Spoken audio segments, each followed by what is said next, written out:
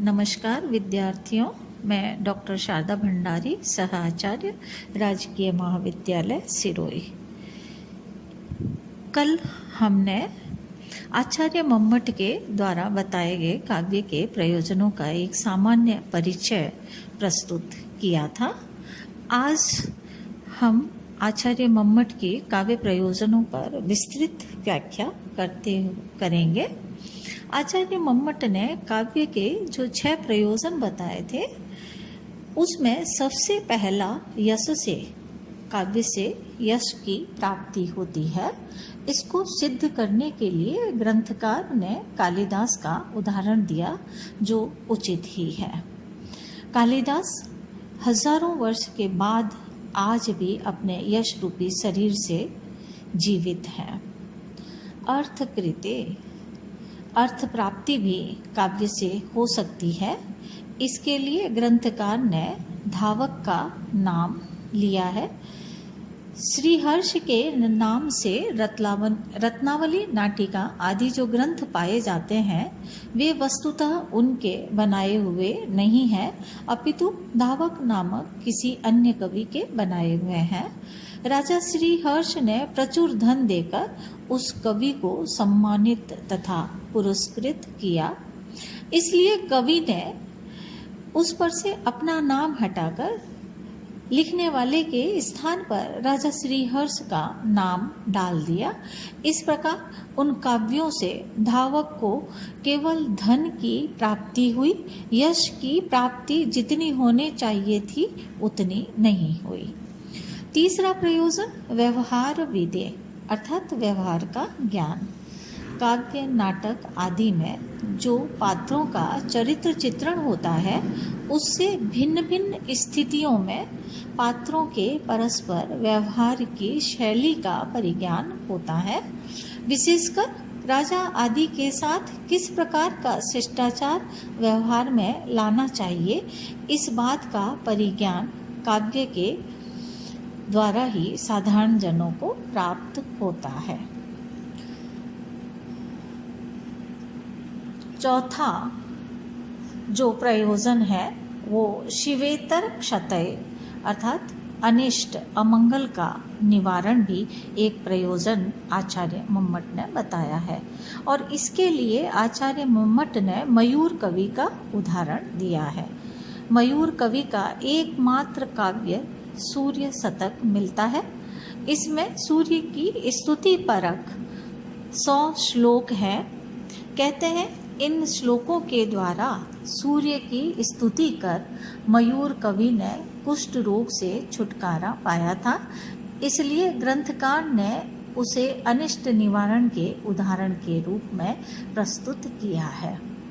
मयूर कवि के कुष्ठी होने के विषय में एक कथा प्रसिद्ध है।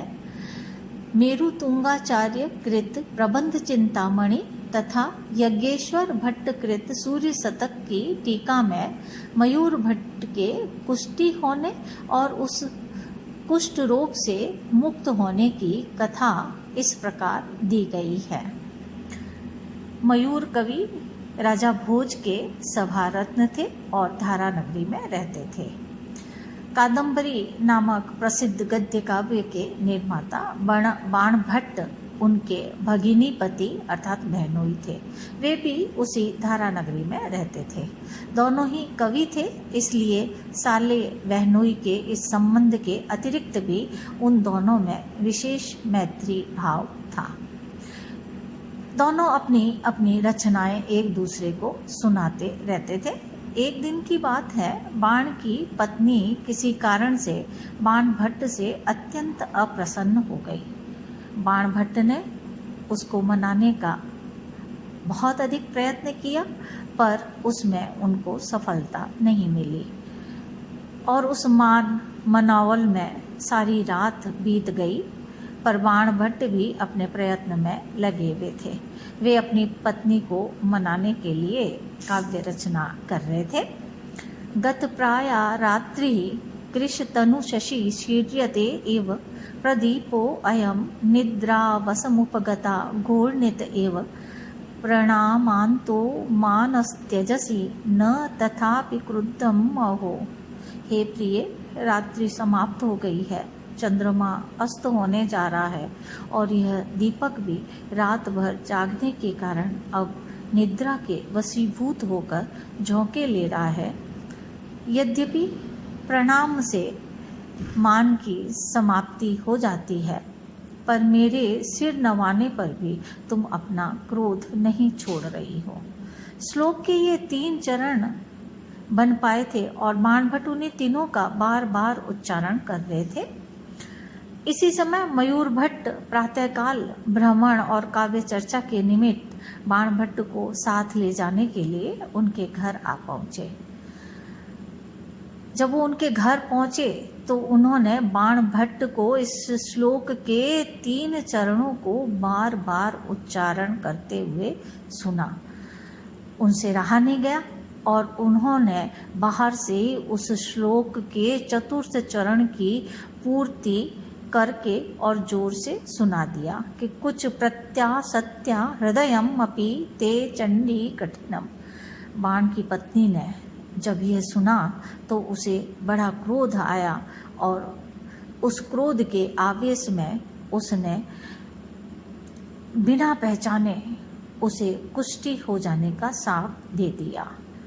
उसके पातिव्रत्य के प्रभाव से मयूर भट्ट पर शाप का प्रभाव पड़ा और वे कुष्ठी हो गए।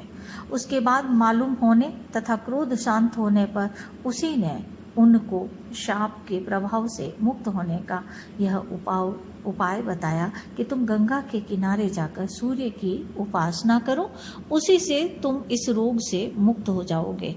तदनुसार मयूर भट्ट ने गंगा के किनारे एक वृक्ष पर एक रस्सी का छीका लटकाकर उस पर बैठकर सूर्य देव की उपासना प्रारंभ की। वह प्रतिदिन सूर्य की स्तुति में एक नया श्लोक बनाते और प्रतिदिन अपने छीके की एक रस्सी काटते जाते थे। छीके की 100 डोरियां कट जाने पर उनके गंगा में गिरने से पूर्व ही सूर्य देव की कृपा से उनको आरोग्य लाभ हो गया।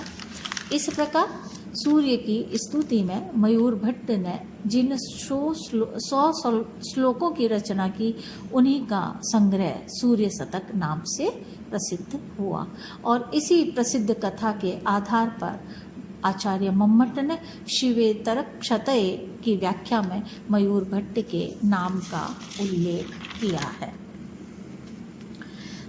5वां प्रयोजन आचार्य मम्मट ने सद्य परनिर्वृत्तये अर्थात काव्य के निर्माण अथवा पाठ के साथ ही जो एक विशेष प्रकार के आंतरिक आनंद की प्राप्ति होती है, वह अलौकिक आनंदानुभूति ही काव्य का सबसे मुख्य प्रयोजन है।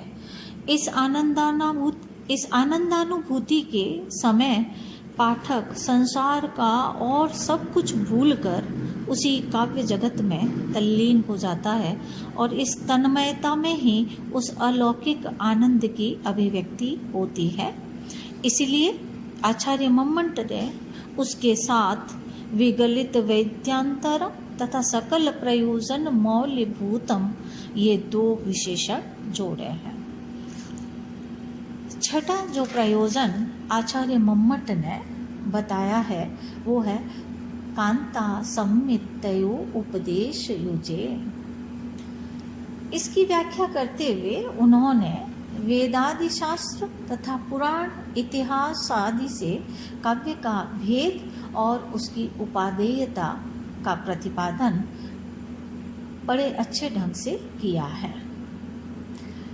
काव्य के प्रयोजनों में यश, धन आदि अन्य प्रयोजनों के साथ कर्तव्य अर्थात कर्तव्य और अकर्तव्य का उपदेश करना भी एक मुख्य प्रयोजन है। वेद, शास्त्र, इतिहास, पुराण आदि की रचना भी मनुष्यों को शुभ कर्मों में प्रवृत्त करने तथा अशुभ कर्मों से निवृत्त करने के लिए ही की गई है, परंतु काव्य की उपदेश शैली उन सबसे विलक्षण है और इस विलक्षणता का उपादन करने के लिए आचार्य मम्मट ने शब्द प्रदान अर्थ प्रधान तथा रस प्रधान, ये 3 तरह की उपदेश शैलियों की कल्पना की है, जिनको क्रमशः उन्होंने प्रभु सम्मित, सुहृद सम्मित तथा कांता सम्मित पदों से निर्दिष्ट किया है। वेद शास्त्र आदि की शैली प्रभु सम्मित या शब्द प्रधान शैली है। राजाज्ञाएं और राजकीय विधान सदा शब्द प्रधान होते हैं। उनमें जो कुछ आज्ञा दी जाती है उसका अक्षरशः पालन अनिवार्य होता है। इसी प्रकार वेद शास्त्र आदि में जो उपदेश दिए गए हैं उनका अक्षरशः पालन करना ही अभीष्ट होता है। इसलिए वे शब्द प्रधान होने से राजाज्ञा के समान या प्रभु सम्मित उपदेश शैली में अंतर्भुक्त होते हैं। दूसरी उपदेश शैली इतिहास पुराण आदि की है। इनमें वेद शास्त्र आदि के समान शब्दों की प्रधानता नहीं होती है, अपितु अर्थ पर विशेष बल दिया जाता है। इसलिए उसका अक्षरशः पालन आवश्यक नहीं होता है, अपितु उनके अभिप्राय का अनुसरण किया जाता है। इसी को ग्रंथकार ने सुहृद सम्मित शैली कहा है। मित्र अपने मित्र को उचित कार्य का अनुष्ठान करने और अनुचित काम का परित्याग करने का उपदेश करता है, परंतु उसका उपदेश राजाज्ञा के समान शब्द प्रधान नहीं होता है, उसका तात्पर्य अर्थ में होता है। इसलिए अर्थ में तात्पर्य रखने वाली इस दूसरे प्रकार की उपदेश शैली को ग्रंथकार ने सुहृद सम्मित शैली कहा है और इतिहास पुराण आदि का अंतर्भाव इसी शैली के अंतर्गत होता है। काव्य की उपदेश शैली इन दोनों से भिन्न प्रकार की होती है। उसमें न शब्द की प्रधानता होती है और न अर्थ की। वहाँ शब्द और अर्थ दोनों का गुणी भाव होकर केवल रस की प्रधानता होती है। इसी शैली को मम्मट ने कांता सम्मित उपदेश शैली नाम दिया है। स्त्री जब किसी काम में पुरुष को प्रवृत्त या किसी कार्य से उसको निवृत्त करती है, तब वह अपने सारे सामर्थ्य से उसको सरस बनाकर ही उस प्रकार की प्रेरणा करती है। इसलिए कांता सम्मित शैली में शब्द और अर्थ दोनों का गुणी भाव होकर रस की प्रधानता हो जाती है। इसलिए इसको रस प्रधान शैली कहा जा सकता है। मम्मटाचार्य ने काव्य की उपदेश शैली को इसी श्रेणी में रखा है। काव्यों के पढ़ने से भी राम आदि के समान आचरण करना चाहिए, रावण आदि के समान आचरण नहीं करना चाहिए, इस प्रकार की शिक्षा प्राप्त होती है। परंतु उसमें शब्द या अर्थ नहीं अपितु रस की प्रधानता होती है। काव्य के रसास्वादन के साथ साथ कर्तव्य अकर्तव्य ज्ञान भी मनुष्य को होता जाता है। यह शैली वेद शास्त्र की शब्द प्रदान तथा इतिहास पुराण आदि की अर्थ प्रदान दोनों शैलियों से भिन्न और सरसता के कारण अधिक उपादेय है। इसलिए काव्य के विषय में प्रयत्न करना ही चाहिए, यह ग्रंथकार का अभिप्राय है। नमस्कार विद्यार्थियों, मैं